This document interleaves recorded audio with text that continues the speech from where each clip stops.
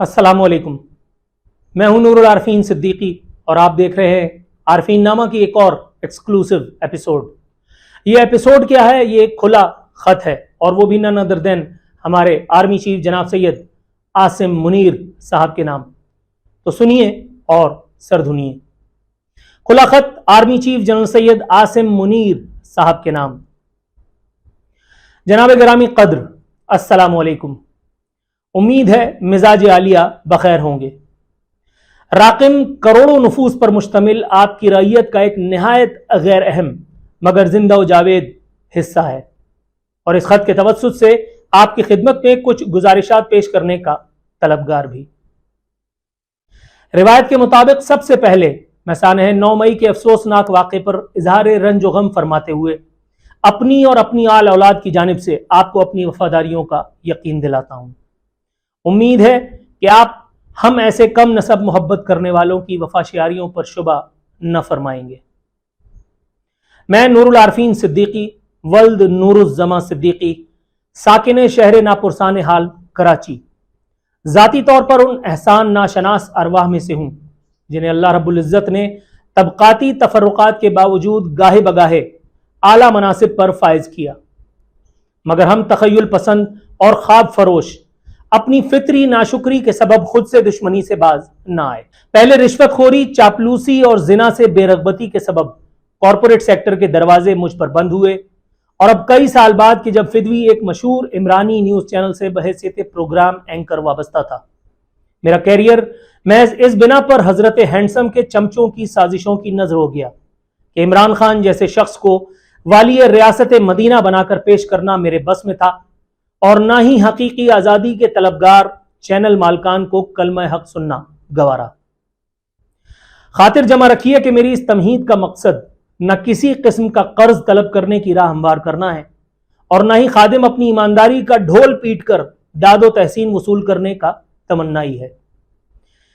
इस जिसारत का सबब आपकी तवज्जो कुछ निहायत अहम मगर नजरअंदाज कर दिए गए मसाइल की जानिब मबजूल कराने के सिवा और कुछ नहीं।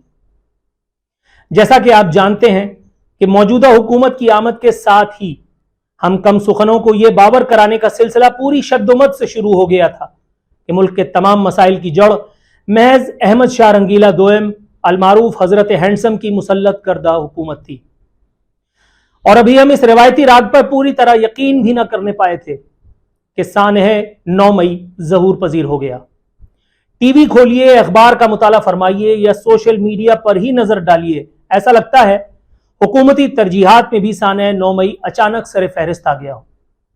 गोया अब हम गुनाहगारों को अपने बुनियादी मसाइल के हल के लिए भी उस वक्त तक इंतजार की जहमत उठाना होगी जब तक इस इमरानी फितने की बाकायदा तदफीन नहीं हो जाती। छोटा मुंह बड़ी बात हुजूर, मगर क्या यह जुल्म नहीं कि नियाजी के क़िला क़मे तक मुल्क के तमाम बेरोजगारों को फाका करने को कह दिया जाए? क्या इससे भी बड़ी मुसीबत कुछ होगी कि मुल्क का ताजिर धीरे धीरे दिवालिया होता चला जाए? एक तरफ तो मुलाजमत करने वालों की तनख्वाहें बढ़ती महंगाई का बोझ उठाने से कासिर हैं और दूसरी जानिब बिजली, गैस और पेट्रोल की बढ़ती कीमतों ने आवाम का जीना दूभर कर रखा है। तरफा तमाशा ये कि इस बदतरीन सूरत हाल के बावजूद हुकूमत और रियासत दोनों की तमाम तर तवज्जो सिर्फ और सिर्फ वर्ल्ड कप वाले नाम निहाद हैंडसम पर है। गोया ऊपर बयान किए गए तमाम मसाइल जो बाइडन या फिर व्लादिमीर पुतिन का दर्द सर हैं। सच पूछें तो मुझे जाती तौर पर इमरानी फितने के खात्मे के लिए आपकी सलाहियतों और अज़्म दोनों पर मुकम्मल भरोसा है, मगर न जाने क्यों आज साबिक army chief general Qamar Javed Bajwa के दौरे पुराशोब में महज एक मकतूब तहरीर करने पर पाबंदे सलासल किए गए मेजर जनरल जफर मेहदी अस्करी के साहबजादे हसन अस्करी के इबरतनाक अंजाम से बाखबर होने के बावजूद कुछ मारूजात पेश करने की इजाजत चाहता हूं। जानता हूं कि अगर मुझे इस जिसारत की सजा भुगतने के लिए मुंतखब कर लिया गया तो मेरे बच्चे स्कूल जाने तक से महरूम हो जाएंगे कि खाकसार ही उनकी गाड़ी चलाने वाला ड्राइवर और भारी भरकम स्कूल बैग्स उठाने वाला वाहिद मुलाजिम है। मुझे यह भी इल्म है कि अगर खुदा न खास्ता मेरी कोई बात मिजाज शाह पर नागवार गुजरी तो मेरी बूढ़ी माँ और इकलौती बीवी प्रेस क्लब पर मेरी तस्वीर उठाए मेरी बाजियाबी के लिए मुजाहरा करने के लायक भी नहीं, मगर खुदा जाने क्यों میرا دل گواہی دیتا ہے کہ جس سینے میں خدا واحد لا شریک کا خوبصورت کلام محفوظ ہو اس کے ظرف کا پیمانہ جنرل باجوہ جیسا تنگ تو نہ ہوگا۔ اسی حسن زن کے ساتھ پیش ہیں چند سوالات اور وہ بھی دست بستہ۔ سوال نمبر 1، اب جبکہ طے ہو چکا کہ نیازی ہی سانحہ 9 مئی کا اصل منصوبہ ساز ہے، اسے جلد از جلد کیفر کردار تک پہنچانے میں کیا امر مانے ہے؟ کیا یہ سمجھ لیا جائے کہ دنیا کی چھٹی بڑی ایٹمی قوت کے نگہبان طاغوتی طاقتوں کے سامنے بے بس ہیں؟ کیا یہ سمجھ لیا جائے کہ سانحہ 9 مئی کا ہر ذمہ دار ریاست کا دشمن ہے ماں سوائے عمران خان کے؟ سوال نمبر 2، اب جبکہ عمران دار ججز بالخصوص عمر عطا بندیال انصاف کا نقاب اتار کر مکمل طور پر عمرانی تحفظ پر کمر بستہ ہو چکے اور یہ فتنہ ایک دن میں 10 ضمانتیں وہ بھی پیش ہوئے بغیر حاصل کر کے ایک ورلڈ ریکارڈ بھی بنا چکا، آپ کو کیوں اب تک سمن بکمن کی تصویر بنے ہوئے ہیں؟ صاف چھپتے بھی نہیں، سامنے آتے بھی نہیں والی ایک کشمکش آخر کس لیے؟ سوال نمبر 3، ایک طرف تو سانحہ 9 مئی سے بیزاری اور مجرموں کو قرار واقعی سزا دینے کے واشگاف اعلانات، اور دوسری جانب اس عمرانی فتنے کے اصل پالنہار جنرل قمر جاوید باجوہ اور جنرل فیض حمید کو کٹہرے میں لانے سے اجتناب کیا ظاہر کرتا ہے؟ آپ کے خیال میں یہ صورتحال حسین سے بھی دوستی، یزید کو بھی سلام کی علامت نہیں؟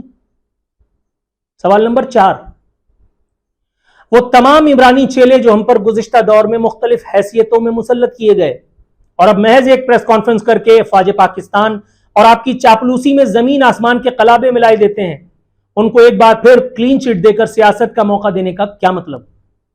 سوال نمبر 5، نام نہاد صحافیوں، اینکرز، تبصرہ نگاروں، دانشوروں اور دفاعی تجزیہ کاروں کی وہ فوج ظفر موج جو الیکٹرانک، پرنٹ اور سوشل میڈیا پر ملک میں یا پھر بیرون ملک سے عمرانی فتنے کے دست و بازو بنے رہے، ان موقع پرستوں کو کب احتساب کے کڑے عمل سے گزارا جائے گا؟ سوال نمبر 6، کب تک عوام Pakistan D G I S P R کی جذباتی اور لا حاصل پریس کانفرنس سے اپنا دل بہلائے؟ کہ حضرت کے پاس اس سوال کا جواب کبھی بھی نہیں ہوتا کہ عمران خان کے وجود سے پاک پاکستان اپنے کھوئے ہوئے ٹریک پر، اپنے اصل راستے پر کب تک واپس آ جائے گا؟ جناب والا، اس گناہگار نے کہیں پڑھا تھا کہ وہ تماچا جو لڑائی کے میدان میں دشمن کے رخسار پر رسید نہ کیا جا سکے، اسے جنگ کے خاتمے کے بعد خود اپنے ہی منہ پر مار لینا چاہیے۔ تصور کرتے ہوئے بھی ڈر لگتا ہے کہ اگر کہیں اس معرکے میں آپ محض عدم فیصلہ اور ہچکچاہٹ کے سبب شکست کھا گئے تو اہل وطن کا کیا بنے گا؟ میں نے تاریخ میں 2 بہادروں کے واقعات پڑھ رکھے ہیں، ایک ٹیپو سلطان اور دوسرے سلطان صلاح الدین ایوبی۔ شاید آپ کے بھی علم میں ہو کہ ٹیپو سلطان اپنی تمام تر شجاعت اور بہادری کے باوجود صرف اور صرف اس لیے شکست کھا گیا کہ اس نے فیصلہ سازی کو ترک کیے رکھا اور دشمن کو آخری لمحے تک شناخت نہ کر سکا۔ نتیجتاً آج ٹیپو کی فولادی تلوار اور اس کا شاہی لباس برطانیہ کے میوزیم میں نمائش کے لیے رکھا ہے، جنہیں دیکھ کر دل سے ایک ہی آواز نکلتی ہے کہ دیکھو مجھے جو دیدہ عبرت نگاہ ہو۔ سچ پوچھئے تو میری تمنا ہے کہ آپ سلطان صلاح الدین ایوبی کے نقش قدم پر چل کر پاکستان کو حقیقی کامیابیوں اور کامرانیوں کے سفر پر گامزن کر سکیں۔ اس سلطان صلاح الدین ایوبی کے طرز عمل کی نقالی فرمائیں جو آخری عمر تک دشمنوں کے لیے ننگی تلوار اور اپنوں کے لیے سراپا چھاؤں بنا رہا۔ لیکن اس کے لیے آپ کو فیصلہ کرنا ہوگا، آپ کو کوئی تو فیصلہ کرنا ہوگا کہ فیصلہ ہی ٹیپو اور ایوبی میں فرق کی امتیازی لکیر ہے۔ بہت سے خوش فہم پاکستانیوں کی طرح میرا بھی گمان ہے کہ اللہ رب العزت نے آپ کو یوں ہی اس شاندار فوج کا سپہ سالار نہیں بنا دیا۔ کچھ تو تھا جس کے لیے ایک ریٹائر ہونے والا 3 اسٹار لیفٹیننٹ جنرل عین لمحہ آخر اس قدر عزت سے سرفراز کیا گیا۔ کوئی تو بات تھی کہ اللہ نے اس فرسودہ اور بدبودار نظام میں ایک حافظ قرآن کو اس اہم ترین مسند پر فائز کیا جس پر آپ سے بہت پہلے یحییٰ خان جیسا بدقماش اور ضیاء الحق جیسا بد عہد شخص بھی موجود تھا۔ یقیناً میرے رب کے اس فیصلے میں کوئی نہ کوئی حکمت تو ضرور کار فرما تھی کہ اس وقت کا وزیر اعظم عمران خان اپنے آرمی چیف جنرل باجوہ سے فرمائش کر کے ISI کے اس وقت کے DG یعنی خود آپ کو عہدے سے ہٹوائے اس کی بحیثیت آرمی چیف نامزدگی کے خلاف اپنے چمچوں تبلچیوں کے ذریعے محاذ کھول دے اور اس کے باوجود نصرت اور فتح آپ کے قدم چومے۔ جناب من، یاد رکھیے گا اللہ تعالیٰ بڑا بے نیاز ہے، اس کی کسی سے کوئی رشتہ داری ہے، نہ ہی وہ انسانوں کو موقع دے کر غافل ہو جاتا ہے کہ پھر ان کی جواب طلبی نہ کر سکے۔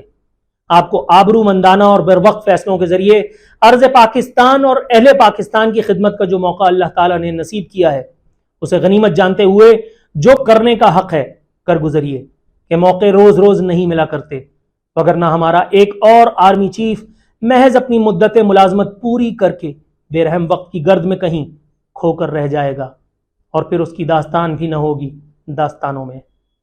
اللہ تعالیٰ میرا، آپ کا اور ہمارے پاک وطن کا حامی و ناصر ہو۔ فی امان اللہ، نور العارفین صدیقی۔